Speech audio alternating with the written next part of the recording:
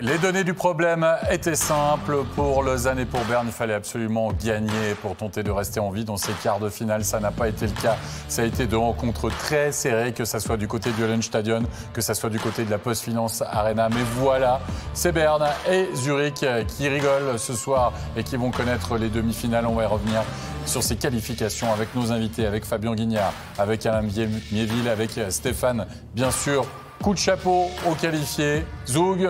Et donc les ZSC Lions qui rejoignent Genève et Rapperswil en demi.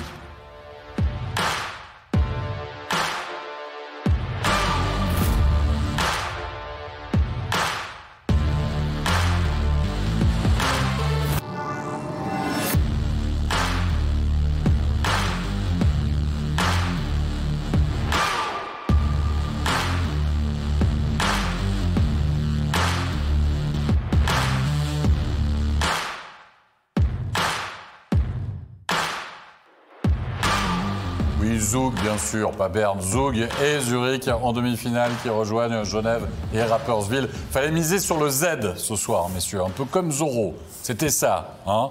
Rappelez-vous, il y avait quand même 2 matchs encore à suivre, 2 quarts de finale. Et on va commencer avec la série entre Zug et Berne. Il y avait une donnée, Stéphane, depuis le début de la série, c'est les équipes gagnaient toujours à domicile. Ouais. C'était facile. Donc pour Zug, c'était soit on allait en 7 matchs, puis on savait qu'on allait gagner, soit on tentait le coup une fois de la gagner à Berne pour s'éviter 2-3 frayeurs. C'était mieux pour eux ce soir de gagner, parce qu'un 7e match, là, ouh! Et pourtant, du côté de Berne, c'était la fête, parce qu'on a fêté le 1001e match d'un certain Beat Gerber. Du coup, petit casque spécial, hommage aux défenseurs et maillot aussi. 1000 matchs, non pas en National League, hein, Fabien, mais avec le CP Berne. Coup de chapeau, il a presque fait toute sa carrière là-bas, finalement. Oui, presque tout, sans oublier qu'il a quand même fait quelques matchs avec Langnau avant de rejoindre Berne. 1000 matchs en Suisse à raison de 50 matchs, alors qu'à l'époque, je pense qu'il y en avait encore moins que maintenant. C'est beaucoup. Et d'autant plus dans le même club, c'est vraiment beaucoup. Beat Gerber, il est correct comme joueur, Alain? Oui, il a souvent été à la limite. Et il prenait souvent des pénalités, mais il était toujours à la limite. Et on n'avait pas plaisir à aller devant le but quand il était là. Vous aviez pas la même coupe de cheveux? Ouais. J'ai essayé. Mais c'est un gars qui était, comme arbitre, moi je l'ai arbitré, c'est vrai qu'il était souvent à la limite. Là. C'est un joueur qui jouait physique et intense. Je pense que je connais même pas le temps de sa voix. Il y en a que tu le sais. Hein? La première fois que tu les arbitres, tu dis, lui, je reconnais sa voix. Mais lui, rien. Non, sérieux, c'est un gars qui dit rien, fait son job, puis discipliné, là, chapeau. Facile à arbitrer. Facile à arbitrer. Est-ce qu'il a pu peser sur la rencontre? Pas sûr, quoi qu'il en soit. Pas de but lors des 20 premières minutes de jeu, mais des occasions. Surtout du côté du CP Berne. Même si les Bernois ont moins tiré au but, on va retrouver Pestoni dans une excellente position. Mais ce soir, il y avait aussi un Leonardo Giannoni, Alain, qui était présent, qui a mis la main sur la mitaine, qui a annihilé, on va dire, les grosses chances de Berne.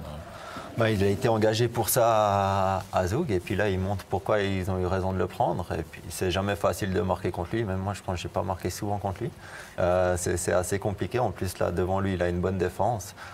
Et puis, là, sur l'action, Inti, c'est dommage pour lui. Je pense qu'il est en pleine confiance. Ce qu'il aura, je pense, l'année prochaine à Ambry, il loupe rarement ça. Parce que les 2 matchs que Zug avait perdus à Berne, Giannoni était vraiment en dessous. Hein. Le puck avait des yeux, les casques, il y a eu 2-3 buts de gag. Rien ne tournait pour lui, puis il n'a pas été transcendant.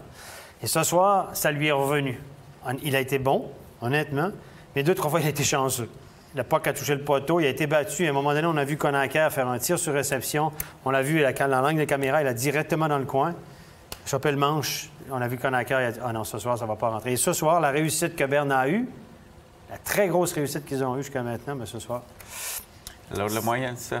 Exactement. Ça peut je l'attendais, je pensais qu'elle allait sortir directement. Mais... Ouais, parce qu'ils ont eu des grosses chances, ils ont été dangereux. J'ai trouvé Zug dans leur petite godasse, et puis ça ne rentrait pas. Donc tout ce que vient de vous raconter Stéphane, on va le voir maintenant en image, oui. En deuxième période, avec tout d'abord Hoffman qui va se créer une possibilité à 5 contre 4. Grégory Hoffman qui ne va pas réussir à tromper la vigilance de Karunen, bien présent, et surtout Karunen qui n'accorde pas de rebond. Parce qu'il faut quand même dire, Fabien, que si Berne en est encore là, c'est aussi grâce à Karunen qui fait d'excellents playoffs. De toute façon, à ce stade de la compétition, si tu n'as pas de bon gardien... Je suis d'accord, on l'attendait peut-être un petit peu moins que Giannoni, parce que pendant la saison régulière, il n'avait pas donné tous les gages on va dire, de qualité à ce niveau-là. Oui, mais effectivement, il a su monter en puissance. C'était un petit peu plus compliqué en début de saison. Raison pour laquelle aussi Berne a pu remonter pas à pas, gentiment, le classement et puis se qualifier en pré-playoff pour les playoffs. On l'avait dit que Berne, c'était une de leurs faiblesses, comme Zurich, il n'y a pas assez de gardiens dominants. Et ce soir, il est encore à 96,67. Il a fait un très bon match et c'est grâce à lui si Berne a pu faire ce parcours-là, quand même assez surprenant. Un gardien qui arrête l'époque, ça le met en confiance tout le monde. Hein. Ça te permet de prendre un petit peu plus de place dans le jeu. Allez, on va voir l'unique but de cette partie tombée en deuxième période. Regardez le travail d'abord de Santella qui gagne son engagement et à la Talo. Alain là qui nous fait le move, on va dire, finalement de cette soirée pour servir Barofman. C'est magnifique là ce qu'il fait, fin de shoot, la passe. Le joueur, il n'a plus qu'à la mettre au fond, ça on dirait Fabien dans ses grandes années. Mais non, c'est magnifique. Elle arrive au bon endroit parce que ça arrive sur le revers. S'il doit faire un contrôle, le gardien peut se replacer. Elle arrive directement sur le patin pour le one-timer. Du grand à la Talo. Du très grand à la Talo, 1-0. On voit la joie de Zouk parce que c'est un match compliqué quand même pour les Zougois, même s'ils dominent au niveau de la statistique des tirs. On se rend en troisième période. Et ce que vous disait Stéphane, la preuve en image, Berne va toucher 2 fois du poteau dans cette période. Regardez, on est en supériorité numérique. Bam! Le boulet de canon. Et on l'a vu, Stéphane, en effet, la tête de Kodeker. Oh, regardez, on va le voir là. J'avais vu le manche. Est-ce que c'est le poteau ou le manche? Ah, tu dis par rapport à la canne qui... Moi, j'ai l'impression que c'est le manche du gardien. J'avais vu ça aussi, en tout cas. Bref, Konaker, il n'en croit pas ses yeux, l'air de dire non, c'est pas vrai. Mais non, il y a des soirs comme ça, mon ami, où ça ne peut pas rentrer si facilement. Là, c'est l'extérieur du poteau. Sterky qui va aller, en effet, tirer l'extérieur du poteau. Fabien, quand ça veut pas, ça veut pas. Non, c'est dur, des soirées comme ça. Pourtant, je pense que Berne a fait vraiment un excellent match. Ils se sont créés de très grandes occasions, surtout des très grosses occasions. Comme l'a dit Stéphane, après, il y a des jours où, malheureusement, ça ne veut pas entrer, ça ne veut pas entrer. Ils ont eu de la chance d'autres matchs et ils n'en ont pas eu aujourd'hui. C'est ça. Mais Zoug, moi, j'ai trouvé, je le répète, Zoug m'a un peu déçu. Je l'ai regardé du coin de l'œil un peu les 2 premiers tiers. Mais en troisième tiers, ils m'ont déçu un peu. Parce que, écoutez, t'es la meilleure équipe sur la glace. Tu dois être entreprenant. Je les ai trouvés. Ils menaient par un goal, puis ils jouaient petit bras, comme on dit. On les sentait empruntés, nerveux, faisaient pas les bons choix en zone neutre. Et ça, là, c'est pas la marque d'une équipe championne pour moi. Non, mais moi, je pense qu'on en avait déjà parlé plusieurs fois.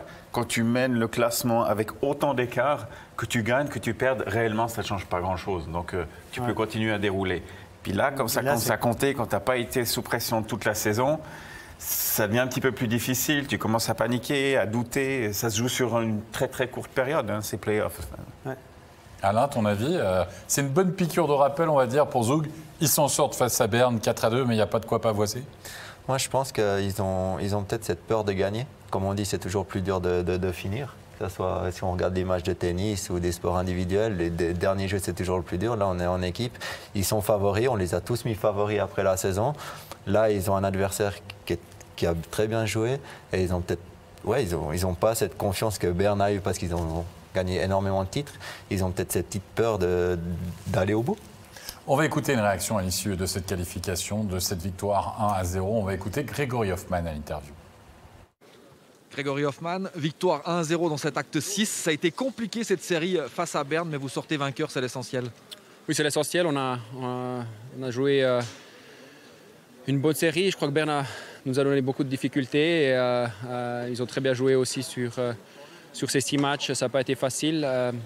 Et je crois que ce soir, on se devait de montrer une réaction, surtout ici à Berne, après les 2 matchs qu'on a perdus ici et on n'a pas joué assez discipliné. Je crois que ce soir, on savait que si on était discipliné depuis le début et puis qu'on restait patient, on avait à avoir nos occasions et on se sort avec 1-0, ce qui est positif pour nous et bien de passer la série. Ces quarts de finale sont passés, maintenant vision demi-finale, dès dimanche face à Rapperswil. Comment vous voyez la suite? On s'attend à une série tirée, compliquée aussi contre Rapi. Pas pour rien, ils ont battu Lugano, donc on va se préparer au mieux. Et je crois qu'il y a encore beaucoup de potentiel pour nous, pour s'améliorer et jouer notre jeu encore mieux. Et on sait que si si on le fait, on a toutes les chances de faire quelque chose de très beau avec Zug.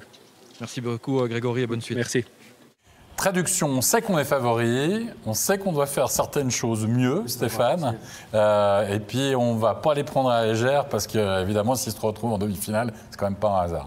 Non, c'est quand même pas un hasard. Il était largement favori. Moi, je pense qu'une défaite contre Berne aurait été un échec total pour eux au vu de la... C'est 63 points de différence entre les deux équipes en saison régulière. Oui, Berne a joué 4 matchs de moins, mais même si Berne les avait gagnés, ça fait 50 points. C'est énorme. Là. C'est deux équipes qui ne sont pas dans la même classe.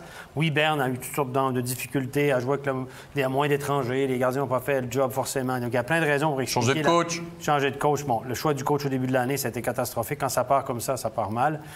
Mais Berne a été valeureux. Honnêtement, moi, je tire mon chapeau à Berne. C'était pas la même équipe qu'on a vue en championnat. Ils se sont battus beaucoup plus, ils ont joué plus physique. L'arrivée de Conacher, ça replaçait un peu les choses, puis surtout un bon gardien.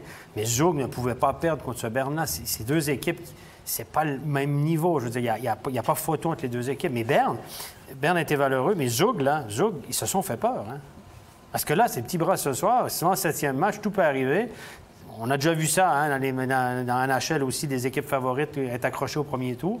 Et là, comme tu dis, c'est une piqûre de rappel. Là, attention, là, c'est Rapperswil. Ah, OK, bon. Mais là, je pense qu'ils se disent, attends, là, Stéphane, c'est mon avis, mais je pense que Zug l'a échappé belle. Oui. Parce que ce soir, Zug peut être très heureux de gagner. Oui. Et comme tu l'as dit tout à l'heure, s'ils perdaient aujourd'hui, je pense que le 7e match aurait été très compliqué pour eux à la maison. C'est eux qui auraient eu toute la pression du monde. Complètement. Et Berne, qui est sorti d'une saison extrêmement difficile, je pense qu'ils auraient joué le match complètement différemment que l'aurait abordé Zug. Donc moi, je pense que les 60, combien tu as dit 63 points de différence 63 points d'écart, oui. Moi, dans cette série-là, je ne les ai pas vus, les 63 points. C'est 20 victoires, ça. Hein? Oui. C'est sur 50 matchs. C'est pas la même ligue. Là. Moi, je veux quand même donner un petit coup de chapeau au staff d'entraîneur. Kogler, qui a hérité de cette équipe-là, qui est entraîneur des juniors élites, aucune expérience à ce niveau-là, jamais joué à ce niveau-là. Il est arrivé là, il est un peu désemparé. Ça a été une histoire compliquée là, tout au courant de la saison. On n'a pas voulu réinvestir dans l'équipe. Florence Schelling, l'arrivée de Reifaner, il s'est passé beaucoup de choses en dehors de la glace aussi. Et Kogler était là, largué là. Puis le garçon, finalement, à la fin, il a quand même qualifié son équipe en pré-playoff. L'équipe s'est légèrement améliorée en deuxième partie avec Conacher, évidemment. Et puis Alex Reinhardt aussi, entraîneur des assistants, qu'on ne parle pas beaucoup. Moi, je dis bravo aux gars, ils ont quand même fait peur à la meilleure équipe de cette année. Ils ont battu Davos. En fait, moi, je pense que le coaching staff a fait un excellent job contre Davos aussi. Alors, je tire mon chapeau, félicitations. Et je pense que Berne, honnêtement, le parcours qu'ils ont fait à la fin, ça va rassurer un petit peu tout le monde, même si c'est une équipe qui est en reconstruction, qui a beaucoup de boulot à faire, etc. pour l'avenir. Ça va rassurer un petit peu tout le monde de dire, bon, finalement, on a bien fait à la fin. Et puis, je pense que les gars vont sortir de là, dire à la tête haute, à mon avis. Tu dis ça. On va en écouter un des gars, justement, pour voir s'il pense comme toi aussi. Il dit la même chose. On va écouter à l'interview Thomas Thierry. Thomas Thierry, une défaite en 6 matchs face à Zug en quart de finale. Si on vous avait dit ça avant le début des playoffs, vous aurez signé tout de suite? Bien sûr. On a même signé pour aller plus loin. On ne s'était pas préparé pour jouer 4 matchs, ni 5, ni 6. On s'était préparé pour jouer 7 matchs. Dans le vestiaire, on était tous convaincus qu'on pouvait créer la surprise et aller le plus loin possible. Voilà, maintenant c'est comme ça, faut accepter. Défaite 1-0 dans ce match 6. Qu'est-ce qui vous a manqué ce soir en plus de la concrétisation? C'est une bonne question parce que au final le match s'est terminé 1-0. Ce soir c'était surtout un jeu de patience. Les deux équipes, on était présents, on a bien joué offensivement, on a bien bloqué défensivement. Voilà, Zug a eu une opportunité, ils l'ont mise au fond, ça a fait 1-0. Après, comme j'ai dit, c'était un jeu de patience, ils ont tout bloqué, on a dû courir après le score.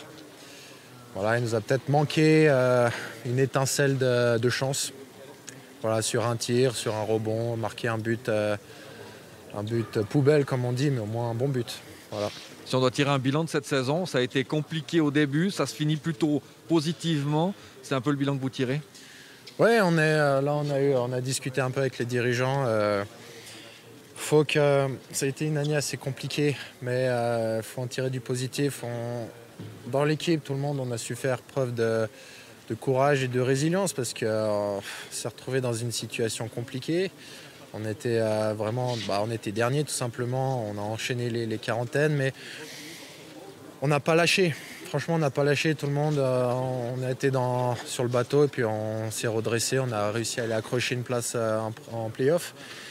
Et on n'a pas démérité face à Zug qui est une très bonne équipe, voire sûrement peut-être la meilleure du championnat. On verra par la suite. Merci beaucoup Thomas. Merci à vous. Ouais, analyse partagée de la part de Thomas Thierry, en effet, sur la saison du CP Berne. Un mot quand même, messieurs, mouillez-vous. Zug, Rapperswil. Hein, Fabien? Étant donné que je dis toujours des bêtises, je vais dire Rapperswil. Tu vas dire Rapperswil, d'accord. Je me suis déjà planté. C'est là où tu prends moins de risques. Je dis Rapperswil, comme ça, finalement, tout le monde pense te Je me suis déjà planté 2 fois. Donc... Tu mises combien dessus? Alain, toi, tu dis quoi? Après le discours que Stéphane il a dit, vu la différence qu'il y avait au classement, si on suit cette théorie-là, Zug est largement favori. Maintenant, si on suit Fabien, on verra. Non, Zug doit passer par rapport à la saison qu'ils ont fait. Maintenant, Rapperswil, ils me font penser un peu à l'état d'esprit que Fribourg, ils avaient quand ils avaient Caron au goal. Ils avaient sorti Berne aussi premier, ils avaient juste fait les playoffs. C'est un peu le même état d'esprit. Par contre, en demi-finale, c'était plus compliqué. J'espère pour Rapperswil qu'ils vont garder ça, qu'ils auront l'énergie nécessaire pour faire quelque chose de bien, pour embêter Zug, mais Zug est clairement favori. Stéphane, la grosse question, c'est de savoir, est-ce que Rapperswil peut refaire le coup, quoi? C'est ça la question. Écoutez, ils sont 6 victoires, 1 défaite jusqu'à maintenant. Quand même, Bienne et Lugano, c'est pas les mauvaises équipes. Mais là, à un moment donné, pas clair, à un moment donné, ça va tourner contre eux parce que tout tourne pour eux. Le moindre truc, Nefiler au-dessus de sa tête, c'est un bon gardien, mais moi, je vois pas comment Zug peut perdre contre Rapperswil. Ce serait de l'inconscience de parier sur Rapperswil. Ce serait de vouloir vraiment perdre de l'argent ou de ne pas avoir besoin d'argent finalement puis pouvoir perdre gros que de parier pour Rapperswil. Mais voilà. Voilà. Mais on n'en dit pas plus. Non, parce que grosso modo, on a dit exactement la même chose dans la série entre Lugano et Rapperswil. Et puis là, nos grands spécialistes, et moi le premier, évidemment, on passe pour ce qu'on n'est pas forcément, qu'on ne souhaite pas être. Messieurs, Zurich-Lausanne, revenons à ça. Les données du problème pour Lausanne, c'est simple, dos au mur, il fallait gagner. Il fallait surfer sur le dernier match, sur la victoire, 5-2. Il faut se rappeler du côté de Zurich, il n'y avait pas Andrighetto, il n'y avait pas Kruger, il n'y avait pas Pedretti, il n'y avait pas Rotti Hainen. Enfin bref, il y avait une équipe des ZSC Lions complètement amputée. On s'attendait à un match physique peut-être, et ça n'a pas vraiment été le cas. En tout cas, il y a une première possibilité pour Lausanne. Regardez Berchi, un premier tir. On a visé souvent le haut de la cage. Berchi qui contourne, Marty qui a failli marquer contre Weber. Mais franchement, Alain, c'était la plus grosse occasion, peut-être pas, mais en tout cas la plus dangereuse, on va dire, de ces 20 premières minutes de jeu. Oui, exactement. Et puis après, c'est ce qu'on a dit pendant le studio, c'est que Lausanne a beaucoup shooté, mais n'avait pas jamais énormément de présence devant. Et là, on voit qu'il n'y a pas... La présence, elle arrive, elle est trop tard. Et c'est ce qui a manqué. Il manquait ce petit grain de folie à Lausanne. Mais par contre, Zurich aussi a bien fermé le milieu de la glace. Mais à Lausanne, il manquait clairement cette étincelle ce soir pour, comme les derniers 20 minutes où ils doivent marquer des goals, d'aller là où, pas là où ça fait mal, mais de provoquer quelque chose. Et ils ne l'ont pas fait ce soir. Et je trouve dommage. Mais même physiquement, c'était pas. Les 2 derniers actes, c'était quand même très physique. Hein. On a vu beaucoup de vidanges. C'est engagé, mais c'est correct. Mais regardez, par expérience comme arbitre, et je parle aux arbitres régulièrement, vous le savez, chaque fois, les playoffs, c'est toujours le même topo. Le premier match, tout le monde rentre super discipliné, bonnes intentions, etc. L'équipe qui a perdu le premier match arrive au deuxième match puis essaie de mettre des émotions, des étincelles, etc. Deuxième, troisième match, c'est l'enfer. Charge, des escarmouches, des pénalités stupides, le trop plein d'énergie, etc. Les arbitres ils ont les mains pleines. Et c'est là qu'il y a un cirque pas possible. Quatrième match, ça commence à se diminuer. Puis quand tu arrives au match 5, 6, 7, plus tu approches des matchs décisifs, plus les joueurs disent « Oh, je ne veux pas être celui qui prend la pénalité qui va coûter le match. » Donc, tout le monde se met en mode fin de troisième période, il ne faut pas que je prenne une pénalité. Et les arbitres sont plus sélectifs. Donc, c'est toujours le même. C'est l'électrocardiogramme. C'est toujours comme ça, puis après ça, ça se calme. Puis on l'a vu ce soir. Faire dur, mais correct. Deuxième période, messieurs, Lausanne a eu ses occasions dans cette deuxième période, il faudrait le rappeler, avec notamment à la mi-match occasion de Hudon, avec Gibbons, le bon travail. Hudon qui peut se décaler, mais à chaque fois, Fabien, il y avait un grand Ludovic Weber dans la cage qui était présent. Weber a fait un match et une série exceptionnelle. Zurich lui doit beaucoup, je pense, sur cette série. Et il a fait des arrêts clés, il a pris beaucoup de place dans son but. Stéphane l'a mentionné à diverses reprises. Jeune gardien, c'est vrai premier play-off. Il n'a pas eu peur de s'avancer sur les shoots, de prendre du volume, de monter en puissance pendant ces play-offs. On voit que on a l'impression que rien ne peut l'arrêter. On a vu encore Joris qui va contourner la cage. Alain, sur cette rencontre-là, je parle de cette rencontre-là, Lausanne n'a pas su marquer dans ses temps forts. Ça, c'était le ton peut-être le plus fort de Lausanne dans ce match. Ouais, exactement. Ils ont de la peine, mais comme j'ai dit avant, je trouve bizarre qu'avec la qualité qu'ils ont dans leur effectif, qu'ils n'arrivent pas à plus provoquer. Amusez-vous, allez provoquer, allez chercher des 1 contre 1, on n'a plus rien à perdre, on perd 1-0, 2-0, on doit aller marquer. Provoquer, essayer de faire quelque chose, un déclic comme Rod a fait le premier chiffre qui vient de blessure à Genève, ça a pris toute l'équipe. Et là, il n'y avait personne pour faire ça à Lausanne. Et ça reste en périphérie. Personne ne va au goal, met le danger là où il faut. Moi, je suis d'accord avec toi sur la cage.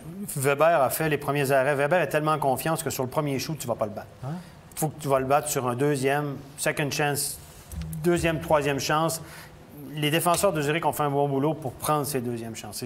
Là, je suis en accord avec toi qu'on crash de net. On n'a pas été assez agressif sur ses rebonds. On va donner du crédit quand même à Weber, mais je trouve que Lausanne a essayé. J'ai montré des séquences où Joris, qui a connu, je pense qu'il est 10, 12, 11 matchs, 11-12 matchs sans points, a été blessé aussi à la cuisse, c'était pas à 100%, ça je peux vous le dire, mais il a travaillé, il a cravaché. On a vu Kennins aller distribuer des mises en échec, Almon, etc. Lausanne a quand même essayé ce soir, mais la finition n'était tout simplement pas là. Peut-être qu'on a joué contre une équipe qui réussissait à les contrer. Mais pourquoi à cette époque-là de la saison, des playoffs, tu veux toujours marquer le but parfait? C'est un peu le problème de Lausanne. Ils sont tellement bons qu'ils essaient, je pense, ça. Et de Fribourg, parce que Fribourg a eu le même problème. Je ne sais pas si on a l'occasion de revoir l'occasion de Berchi sur la première période. Pour moi, ça illustre un petit peu ce qui s'est passé, en tout cas aujourd'hui. Berchi... On va la revoir. C'est la première, la toute première. Voilà, il met juste une louche. Il a la chance de pouvoir récupérer le puck. Puis là, on peut couper sur le but pour provoquer. Puis on va derrière le but pour essayer de faire un beau jeu. Alors, c'est rien contre Christophe Berchi, hein. Il est un joueur exceptionnel. Mais ça démontre un petit peu, pour moi, ce qui s'est passé à Lausanne, en tout cas aujourd'hui, de chercher le jeu parfait, comme disait Alain, plutôt que d'aller provoquer des buts un peu moins beaux, mais qui passent la ligne. Il y a aussi un coup de chapeau à André Zurich. Ils ont fait peu d'erreurs. Ils ont fait peu d'erreurs. Et quand Lausanne en a fait, ça s'est payé cash. Oui. Ce match-là, ils le perdent sur 1 minute. Il faut se rappeler quand même. Hein. On est en deuxième période, 33e. Marty qui se fait contrer. Et là, Simic qui fait tout juste. Hollenstein aussi, il fait tout juste. Parce que Hollenstein, là, il ne se précipite pas au but. Il donne la chance, il est dans le slot. Un marqueur de but. Hein. Mais là, c'est Simic. Simic, je l'ai montré, a donné une mise en échec à Malgin dans la zone de défense. Il a fait perdre la rondelle. C'est parti en contre-attaque. Marty a reculé, n'a pas fait un bon choix de jeu. C'est une erreur de Marty. Passe coupée, bien anticipée par Simic. Et la passe est magnifique. Simic qui vient hanter un peu son ancien club. Parce que Simic... Novice Elite, Junior Elite, c'était à Lausanne. Hein? Et Malgin qui va perdre le puck en zone neutre. De nouveau, un 3 contre 2, un petit back-checking un petit peu en retard. Et puis finalement, ça fait 2-0. Et là, Alain, on sait.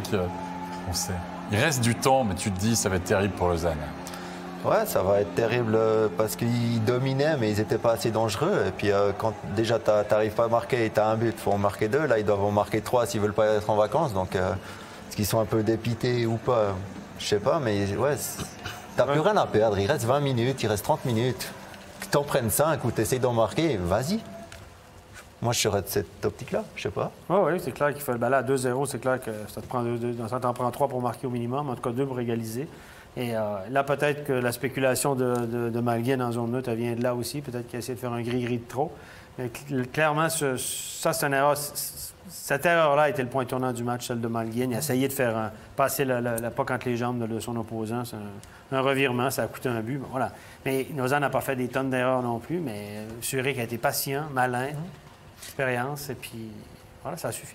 Oui, ça suffit parce qu'en troisième période, comme le dit Alain, à part la 55e, on va voir Gibbons, on n'a pas vu, j'ai envie de dire, les lions lausannois. Elle a sauté sur la cage de Weber comme une proie, on va dire, comme un lion dans la savane là, qui va sauter sur sa proie.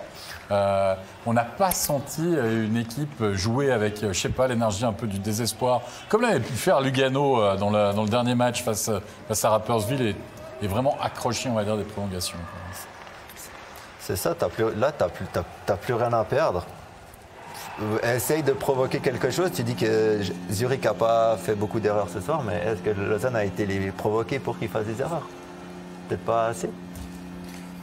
3-0 dans la cage vide, lâche, on prend beaucoup de risques une nouvelle fois à la relance. Alors là, on a sorti le gardien. C'est vrai, même s'il restait à 2 minutes 20 et Zurich qui va donc s'imposer 3-0 dans cet acte 6 et remporter cette série 4-2. Avant de parler un peu plus du Lausanne Hockey Club, messieurs, on va écouter une réaction forcément de la déception. On va écouter Christophe Berchi. Christophe, il y a eu beaucoup d'erreurs ce soir, ça vous a coûté le match. Exactement, ouais. Je pense que c'est difficile à accepter. Vous avez commencé ce match de manière efficace, vous avez attaqué le but de Weber et vous n'avez pas réussi à concrétiser. Ouais, ouais. Comme tu dis, les premières minutes, je trouve on a super bien joué. On était, on forecheckait bien, on gagnait des duels, on mettait la pression. Après, au deuxième tiers, on encaisse 2 goals en 15 secondes ou en 20 secondes. Et puis, ça nous coûte la série, ça nous met en vacances, quoi. Vous dites, hein, c'est désormais les vacances. Ces 3 blanchissages de Ludovic Weber, c'est vraiment ce qui fait la différence ou c'est votre incapacité à marquer en powerplay à part lors du dernier match? Je dirais un peu les deux. Ils ont une très belle équipe. Défensivement, ils jouent bien, ils savent comment jouer, ils ont beaucoup d'expérience derrière. Ludo, il a très bien joué, on savait que c'est un bon gardien. Après, nous, on avait quand même besoin de beaucoup de chance pour marquer des goals. On joue à 0 2 matchs de suite. Et puis aujourd'hui, comme ça, c'est difficile à gagner une série, quoi. Merci Christophe. Merci. Bonne suite. C'est un échec pour Lausanne Hockey Club qui avait des ambitions quand même déjà cette saison, messieurs. Fabien, échec pour Lausanne qui peut s'expliquer aussi par le manque d'expérience finalement, peut-être en play-off. Pas individuel, mais dans l'équipe. Ouais, je crois qu'il y a quand même suffisamment de joueurs d'expérience à ce niveau-là. Il y a des joueurs, pas seulement de joueurs qui ont touché de la NHL, d'autres qui jouent avec l'équipe nationale. Enfin, je ne pense pas. On voit aussi Robin Grossman qui a gagné des titres. Non, je ne pense pas. Échec, forcément, de toute façon, quand tu perds, si tu ne gagnes pas le championnat, de toute façon, c'est un échec à quelque part. Même si tu dis, ah super, on est arrivé en finale ou en demi-finale et puis on a perdu au 7e match, tu es toujours déçu. Je pense que Lausanne a fait une belle saison, comme la majorité des équipes, une saison compliquée à cause du Covid, de l'arrêt, ils ont eu plusieurs arrêts. Ça coupe les jambes, mais ils ont malgré tout fait une belle saison. Et tu sors 4-2 contre Zurich, qui eux-mêmes ont aussi une magnifique équipe. Est-ce que c'est une déception? Oui, parce que tu as perdu, mais il n'y a rien de dramatique là-dedans. Tu étais en play-off, il y a 2 bonnes équipes qui s'affrontent. Ils n'ont pas perdu 4-0 et 5-0 par match non plus. Et oui, il a manqué quelque chose, mais c'est pas pour moi une saison... c'est pas une catastrophe. Alors, pas une catastrophe sur le papier. Alain, tu parlais d'esprit d'équipe. Avant qu'on attaque ce back-check, tu as dit, moi je pense que ce qui a manqué à Lausanne, c'est un esprit d'équipe. Moi, je pense que c'est la principale raison pourquoi ils sont en vacances maintenant. C'est qu'au mois de novembre, décembre, le directeur sportif, il a un peu tout cassé l'état d'esprit qu'il y avait dans cette équipe en faisant tous ces échanges. Toi, tu viens, toi, tu pars, moi, je te place là et ça. Je pense que ça a perturbé pas mal, même avec les joueurs encore en place là maintenant. Il a dit, toi, je t'échange contre tel et tel. Et puis, en tant que joueur, quand tu entends ça, tu dis, mais il a confiance, je suis un joueur important, il me dit ça. Moi, je pense que ça part de là. Et puis, pour moi, c'est ce qu'on voit ce soir. Il manque cet état de groupe qu'on va se faire mal pour l'autre et puis qu'on veut faire la passe pour l'autre qui marque. On est content quand on marque. Après, si j'étais de l'extérieur, avec les bruits que j'entends, maintenant, je ne suis pas à l'intérieur. Peut-être j'ai complètement tort, hein, mais c'est l'impression que j'ai. Stéphane, Craig McTavish a coaché son dernier match pour Lausanne ce soir? Je sais pas si on va le garder. Ça faut demander la question à Peter Svoboda. Est-ce qu'il est satisfait du travail de McTavish? J'en sais rien. J'ai pas d'infos là-dessus. Cet automne, on m'avait dit qu'il allait rester. Maintenant, est-ce qu'il va rester? Est-ce qu'on est content ou pas? Je sais, j'ai pas d'infos à vous donner ce soir. Mais oui, il y a eu beaucoup de changements à Lausanne, mais la nouvelle direction est arrivée tard. Les contrats étaient déjà signés, puis il a voulu remodeler l'équipe à son idée à lui. Donc, l'échange de Vermin n'était pas assez, on s'entend que il n'a pas eu le choix de le faire. Ça, c'est le plus gros échange, il n'a pas eu le choix de le faire. Marty, ça a été toute une acquisition. On peut dire que... Puis, il a remodelé l'équipe. Il était obligé de se débarrasser de Vermin. Il a passé mois avec parce qu'il n'était pas dans ses plans. Puis il allait chercher des joueurs qui sont de rôle. Moi, je pense que Lausanne avait une équipe beaucoup plus équilibrée cette année que l'année dernière. Et moi, je pense que Svoboda, il a fait quand même un bon travail. Après ça, la manière, voilà, il y a plein de trucs là-dessus qui se dit à gauche, à droite. Je ne veux pas juger de la manière. Lausanne dérange. Puis voilà, puis ils ont des moyens et forcément, on va tirer à boulet blanc, surtout du côté alémanique, on va tirer sur eux. Mais les changements qu'il a fait pour moi, ça a été des bons changements. Soit il n'a pas eu le choix, puis ceux qu'il a fait, il les a fait bien. Il est allé chercher Hudon. Gibbons, on ne le connaît pas, super joueur de hockey.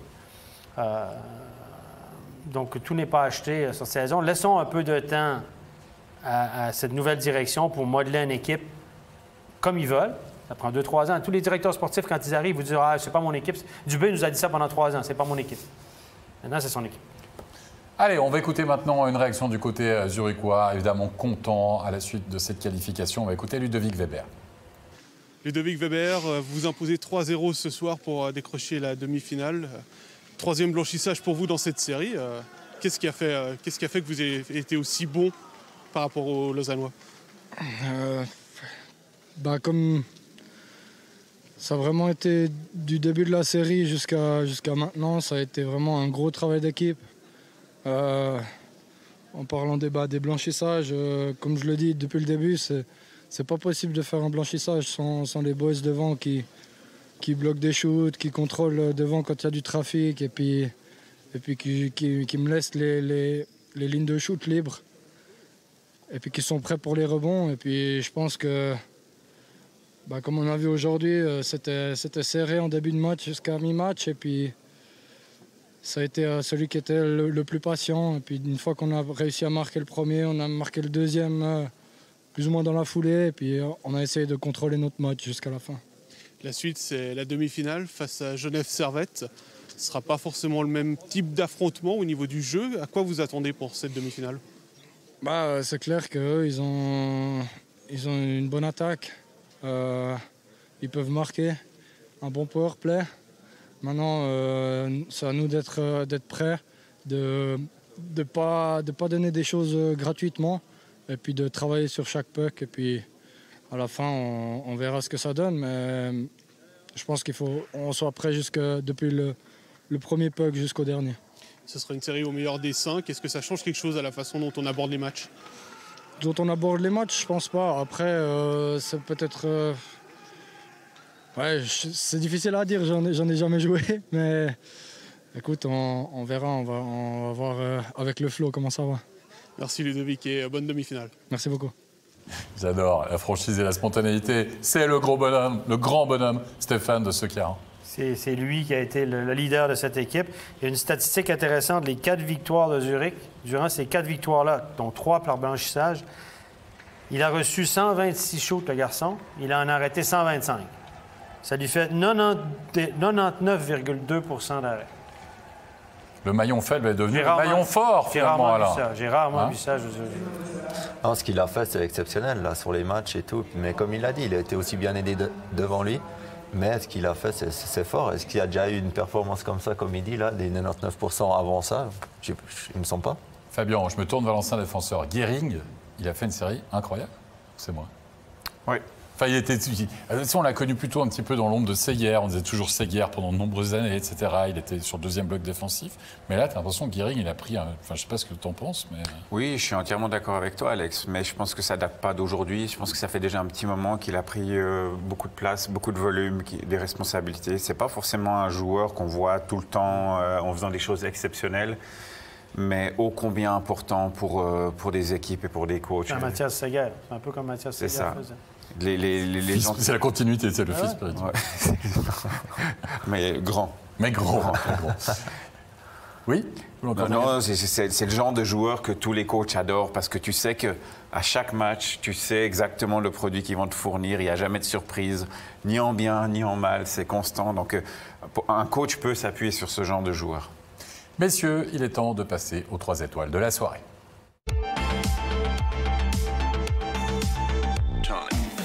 La 3e étoile, est-ce que ce ne serait pas le plus lausannois des Zurichois? C'est Axel Simic. On l'a mis, Fabien, parce qu'il a réalisé une passe magnifique pour Hollenstein et il a finalement un petit peu débloqué tout ça. Oui, un petit peu beaucoup débloqué avec premièrement un magnifique geste défensif et puis offensif, 2 gestes offensifs pour amener ce premier but qui lui revient pratiquement entièrement et puis qui a fait un petit peu mal à ses ex-coéquipiers, à ses anciennes couleurs. Est-ce que c'était une petite forme de revanche? En tout cas, c'était un bon retour dans la Axel Simic a été renvoyé dans GTK Lions après qu'il a eu signé à Davos. Sa décision de partir à Davos n'a pas été acceptée vraiment par la direction de Zurich. Ils n'étaient pas contents de la façon que ça avait été fait. Ils l'ont renvoyé finir la saison à GTK Lions. Oh, bah là, il devait être sur la glace. Non, mais là, il n'y a pas de blessé, il n'est pas sur la glace. Ouais. C'est la réalité. Là, la belle histoire, c'est ça aussi sur ce match. Allez, la deuxième étoile, Jeloni, nouveau blanchissage pour lui, le deuxième dans la série. Il répond présent. Et tiens, Zouk passe finalement, Alain. Logique. Exactement, il a été engagé pour ça et j'espère pour Zouk qu'il continue comme ça. Et on sait avec lui, autant Gehrig, on sait ce qu'il apporte à chaque soir et avec lui, c'est la même chose. Il a toujours de la peine contre Rapperswil, il paraît. Tout est enregistré, Stéphane. Moi, si j'étais toi.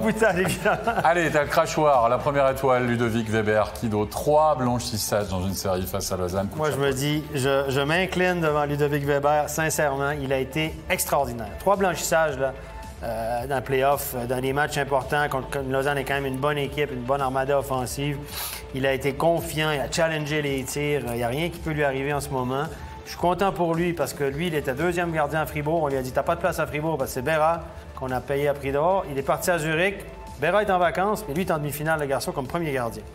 Ouais, et en route pour le titre peut-être, qui sait. Allez messieurs, on va récapituler les résultats de cette soirée, les 2 victoires, donc tant de Zug que de Zurich, qui se qualifient pour les demi-finales de play-off. Aucune des 4 séries finalement est allée en 7 matchs, c'était souligné aussi. Les demi-finales, Zug, Rapperswil, Genève, Zurich. 2 informations, la première c'est un best of 5, il faut vous le rappeler, et la deuxième ça commence déjà dimanche. Attention, ça c'est nouveau, ne changez pas les habitudes, vous vous rappelez que ça se décalait, etc. Donc dans une semaine, on pourrait déjà avoir un finaliste. Exactement. Dimanche, mardi, jeudi. Exactement. Ça se finit en 3 matchs. Même pas en une semaine en fait, ça va aller vite Stéphane. Il va falloir tenir les comptes, comme on dit. Allez, à propos justement de finale, cette fois-ci place à l'acte 3, demain soir 19h25, rendez-vous pour Ajoie-Cloton. On va remercier nos invités, merci Fabien Guignard, merci Alain Miéville. Stéphane, rendez-vous dimanche s'il te plaît. Attention l'horaire, 19h30, on vous le rappelle, en play-off de National League, les matchs sont à 20h même le dimanche. Merci à toute l'équipe technique, prenez soin de vous, portez-vous bien. Bye bye.